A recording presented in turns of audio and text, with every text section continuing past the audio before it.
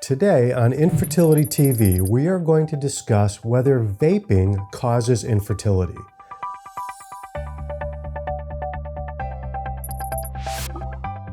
Vaping has become an incredibly popular alternative to cigarette smoking. There is an extensive amount of high-quality scientific evidence that cigarette smoking reduces fertility and can cause harm to a developing embryo or fetus.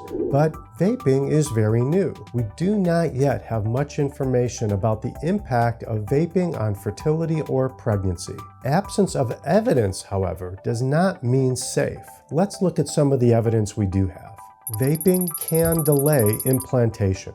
For a successful pregnancy to occur, a number of things must happen. An egg is released, the egg is fertilized, the fertilized egg or embryo must grow and develop, and then the embryo must implant into the uterine lining. The timing of these events is important.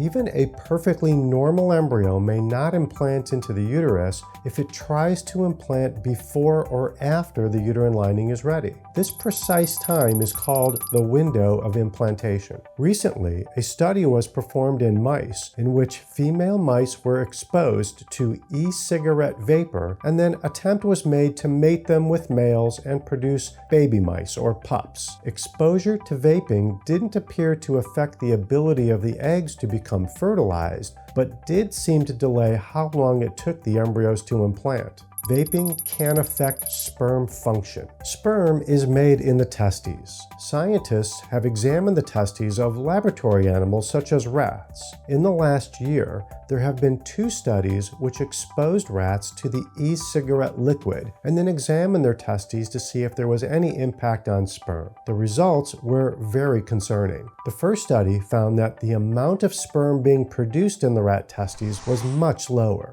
The second study again found lower sperm numbers, but also found that the sperm were more likely to have abnormal shapes and had decreased survival.